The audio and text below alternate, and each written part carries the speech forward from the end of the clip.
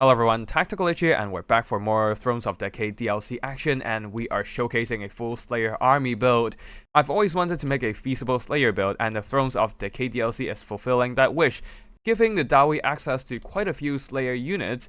That makes the Slayer build rather flexible and balanced. On the battlefield here, we have a front line of Doom Seekers having very high individual unit model HP. They can hold on in the battle with their impressive melee stats and dish out quite a bit of damage. The only problem is that they are rather fragile, having low armor and low unit model count, still being susceptible to being overwhelmed by a ton of enemy units. Behind them, the regular Slayers to add more melee bodies, but this was a mistake because regular Slayers are not better than Slayer Pirates. You can see their unit stats are literally the same except for the weapon strength, while the Slayer Pirates being significantly cheaper and having access to a very strong armor-piercing missile attacks, making them way more cost-effective than regular Slayers. But alas, the mistakes have been made, so we only have 2 Slayer Pirates and the rest of the funds went into the melee Slayers. On the flanks there, we have some Giant Slayers for some armor piercing in case we need to deal with the Khorne armored infantry or monsters, and the back there, Dragonback Slayers for an elite Slayer unit. Leading the army, Demon Slayer with his full toolkit, I believe, especially with Glorious Staff here to keep the fellow Slayers alive, and the Hammer of Karak to lower enemy damage output. On the other side of the battlefield here, Darth Plagueis is going for a Horde Khorne army, a front line of Marauders, 5 of them in fact, and then backed up by 4 more Bloodletters, and then another 3 units of Exalted Bloodletters, one of them the Hellforge Host, a very strong overwhelming force of melee infantry that my Slayers, mostly anti-large, will have to cut through, and that's not gonna be enjoyable for these guys, though of course Slayers being Slayers, they seek doom anyway, so it's fine for them.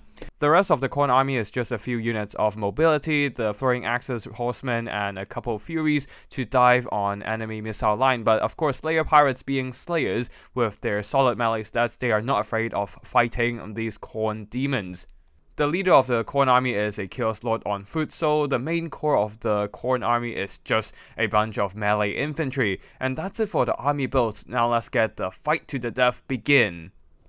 This is a battle of doom, those who seek doom and those who seek to bring doom to the world. Now this battle was played on a campaign map, so the deployment was a bit weird. I was starting really close to the white line, but that's fine for me because none of my troops actually route, so I don't really care about my own formation's distance to the white line, while I'll also be pushing up further into the middle of the map just to avoid white line camping. Now, the Marauder Horseman of Dav is moving up, trying to throw some axes onto my formations, which I'll be responding with some Slayer Pirates moving up to use their pistol firepower to persuade these Marauder Horsemen to back off. The throwing axes are being thrown to the Giant Slayers, but I managed to dodge all their projectiles and wasting some of their ammo. The rest of the Khorne army is just marching forward. Both armies are actually quite glass cannon. All my Slayers are unarmored, while the Khorne army Bloodletters are not known for their sturdiness in combat. So let's see which glass cannon will shatter first in combat. My Doom Seekers are moving up now, hoping to use their high individual HP and solid melee defense to hold the line while cutting down the foes with their anti-infantry bonus and impressive weapon strength. However, Khorne Marauders are specialized in offense with 44 melee attack with the Blessing of Frenzy. They are just cutting through quite a bit of HP on my Doom Seekers as their sheer numbers are overwhelming my rather elite infantry. I'll have to throw in some regular Slayers and even the Dragonback Slayers to stem the tide of the Bloodletters moving through the gaps between my Doom Seekers and trying to get into my backline there. The Furies are moving in as well, probably just trying to disrupt my shooting, while the Giant Slayers will be protecting the flanks of my formation. The Slayer Pirates don't really care about being dragged into melee as they do have some very solid stats to hold themselves in combat, and of course they're unbreakable, but the problem is that they're still getting disrupted in shooting, so some of the Giant Slayers will be screening off enemy units, while in the front line there I have turned on the Glorious Death, keeping all the Slayers alive even if their HP runs out. Though unfortunately, the Demon Slayer is not exactly great in dueling other foot characters due to his heavy reliance on the anti-large bonus and the lack of armor. He also doesn't have much armor-piercing value, so against a heavily armored Lord like the Chaos Lord, he is actually struggling to do damage. The Hellforge Host is in the mix and is cleaving apart my Dragonback Slayers. The Doom Seekers are doing relatively fine, and are doing some very solid work against the elite bloodletters of the Khorne army. The flanks are holding for now, while the Slayer Pirates are shooting in guard mode. They have brought down all the Chaos Furies and are now resuming their shooting against enemy units. I have turned on the Beyblade function on all these Doomseekers, not doing a whole lot of damage though, so the ability is definitely weaker than I expected. The Hellforge holes are now cutting through the remainder of the Doomseekers, and the Demon Slayer is not enjoying his time against the Chaos Lord of Nurgle, but thankfully some of the Bloodletters are fading away. Same goes for the Bloodletters on this side. However, the Exalted Bloodletters of Khorne are still going strong, especially this one having half health, and the other ones also slightly less than half health left. That is going to be quite a bit of elite Khorne infantry for me to cut through, and my Doomseekers are running out of health, down to the last 6 of them over here, and this unit only has 3 with less than 100 HP in total. They're not going to hold on for too long in combat, and I'm really struggling to keep my Demon Slayer alive for now.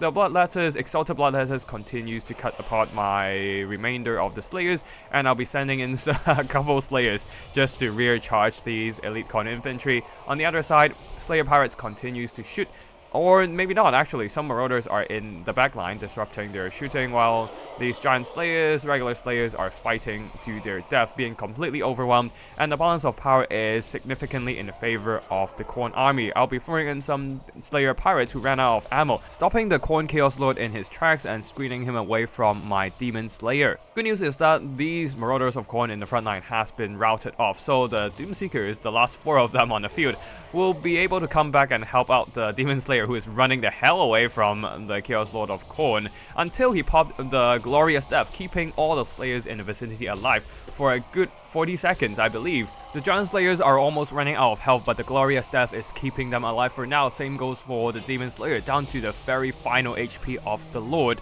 He's tanking all the damage, buying time for the other Slayers to bring down the Chaos Lord. Now the Slayer Pirates are moving into position, shooting into the fray, either shooting at the Chaos Lord or the Exalted Bloodletter. It seems that they are shooting at the Exalted Bloodletters for now, as the Khorne Lord is surrounded and is almost finished off. As you can see here, Giant Slayers with their armor piercing are surrounding the Chaos Lord, who is running low in health, while the Demon Slayer cannot die for another good second. Now he can die, but the Chaos Lord of Khorne has his attention turned away from the Demon Slayer, and this Demon Slayer with 1 HP left will be finishing off, or at least chasing off, the Chaos Lord of Khorne. Actually, he finishes off the Khorne leader.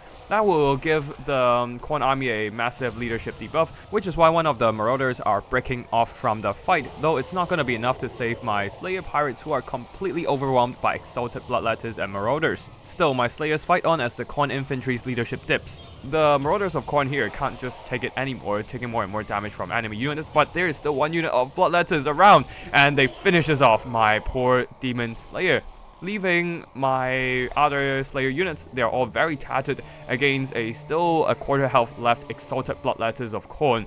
This is not gonna be good for me, as my Slayers don't really have enough HP to grind through all these Bloodletters who still have solid leadership not fading away. I can't just wait for them to die off. So to fulfill the attacking role and for a glorious death for my Slayers, they're just charging into the Exalted Bloodletters, not only fighting to their doom but also bringing down as many enemies with them as possible. We'll watch them fight to their death, witnessing their end here, as the Exalted Bloodletters are slowly but surely grinding through the rest of the Slayer Pirates. Let's have a closer look at the Slayer Pirates, who don't have the same mohawk as the other Slayers, but they do have very cool pirate outfits. But unfortunately, their cool pirate drip is not gonna save them from the brutality of Khorne.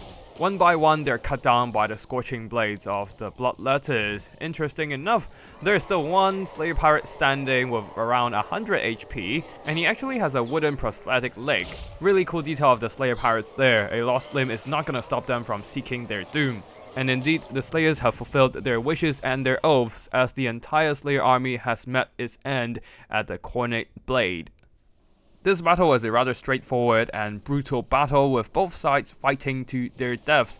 The Khorne army does have an edge with their anti-infantry focus with all their Bloodletters, so they managed to outtrade my anti-large Slayers and claim victory by the end of the battle. And on the other side there, the Dwarf Doomseekers did got some very solid value, cutting through a horde of infantry from the Khorne army, though again the anti-large Slayers just didn't have a good trade against the anti-infantry Bloodletters and Exalted Bloodletters. Slayer Pirates though did some really good work against a lot of the Khorne units, shooting back the Marauder Horsemen, beating back the Furies who tried to disrupt their shooting, and the Bloodletters as well. The various Bloodletters just got shot by quite a bit of the Slayer pistol fire. At least we were able to slay the Chaos Lord of Khorne there, eliminating a big threat to the forces of order. The one thing to note is that I do think that Demon Slayer is not great against dueling other characters due to their lack of armor piercing. Yes, the Glorious Death is really good, but unfortunately the Demon Slayer just don't have enough to punch through the defenses, the protection of other armored characters, especially not against Foot Lords who doesn't really get affected by their anti-large bonus.